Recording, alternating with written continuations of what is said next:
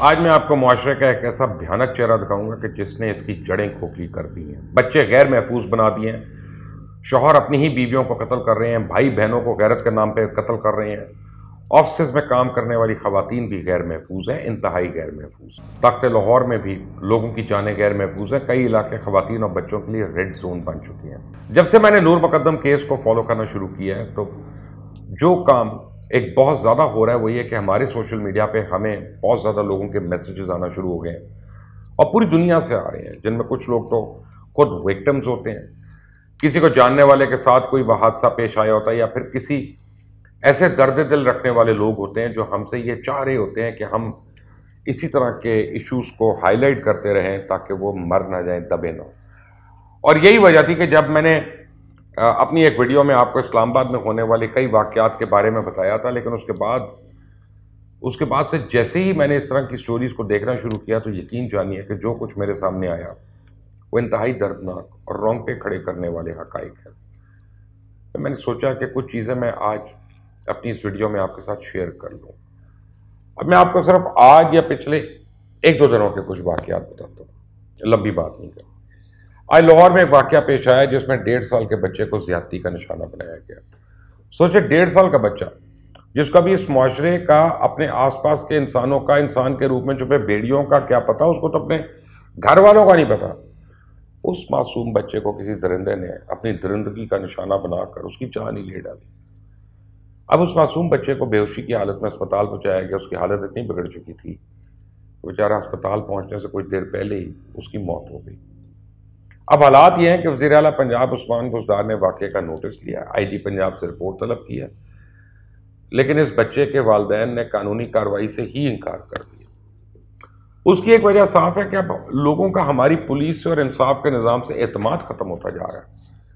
یہاں ظلم ہونے کے بعد انصاف لینے کے لیے بھی جو مشکلات اٹھانی پڑتی ہیں، ٹھوکریں کھانی پڑتی ہیں، دھکے پڑتے ہیں، وہ ایک عجیب داستان ہے.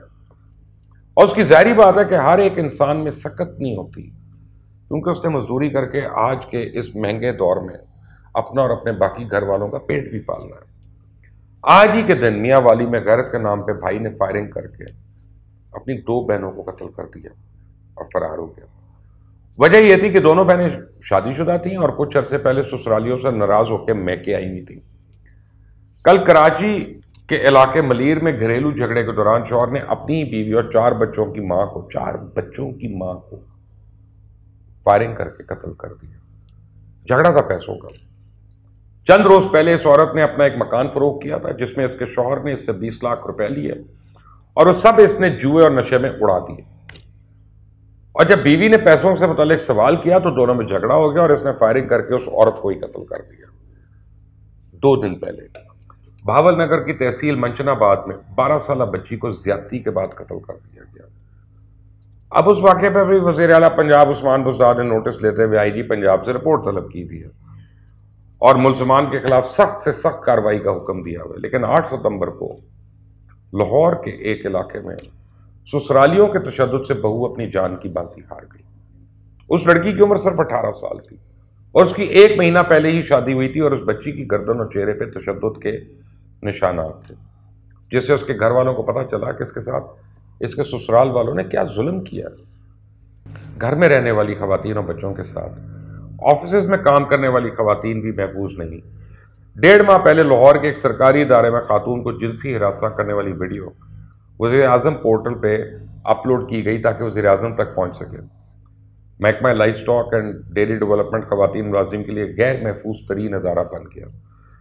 پچھلے کچھ عرصے میں کئی اعلیٰ افسروں کے ویڈیو سکینڈل سامنے آئے ہیں اور جب حالات کسی قابو نہیں آ رہے تھے تو محکمے کے باورچی نے سابق پرنسپل LSTC ڈاکٹر راحت کی اپنی اسسٹنٹ خاتون کے ساتھ نازیبہ حرکات کی ویڈیو وزیر اعظم کے پورٹل پہ اپلوڈ کر دی.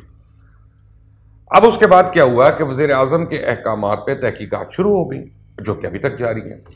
اور جب یہ معاملہ کھلا تو پتا چلا کہ ڈاکٹر راحت کے علاوہ گریڈ 19 اور 18 کے بہت سے افسروں کے خلاف ماتحت خواتین ملازمین سے جنسی ہراسانی کے واقعات کی انکوائریز بہت پہلے کے عرصے سے التوا کا شکار ہے.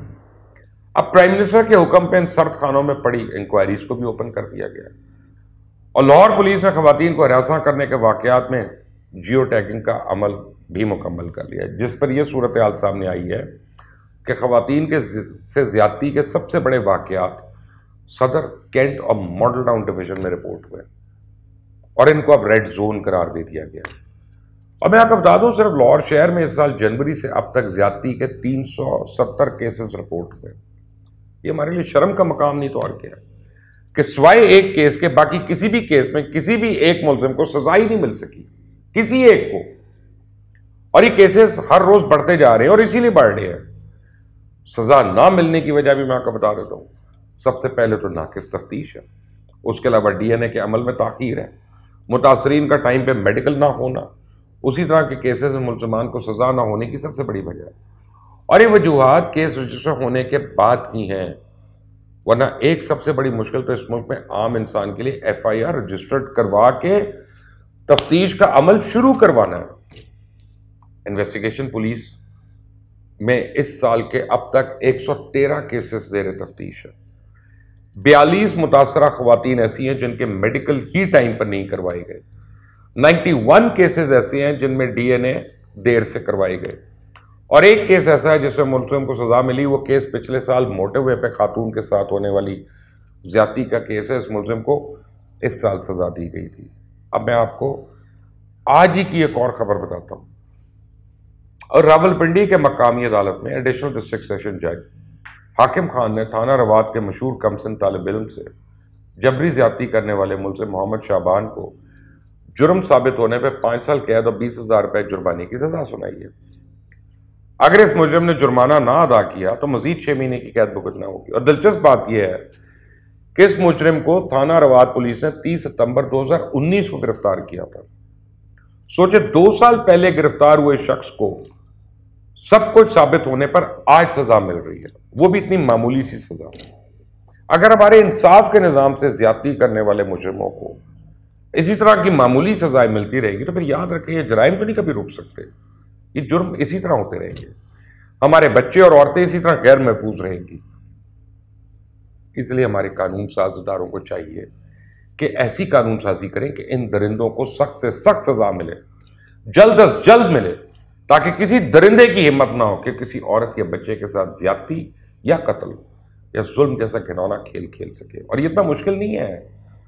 ابھی جو مجرم نور مقدم کیس ہے پولیس کی تحویل میں ہے، ان کو جلد سے جلد اور سخت سے سخت سزا دے دیں تاکہ دوبارہ کسی کو قتل کرنے یا قتل میں معاونت کرنے کی ہمت نہ ہو، سوچے نہ۔ اگر ہمارے انصاف کے ادارے صرف چند مثالیں قائم کر دیں تو آپ دیکھیے گا کہ کیسے اس طرح کے درندے خود بخود انسان بن جائیں گے۔ آپ میری بات سے ایگری کریں تو لائک کریے گا، مجھے بتائیے گا، سبسکرائب کریے گا چینل کو۔ اللہ حافظ۔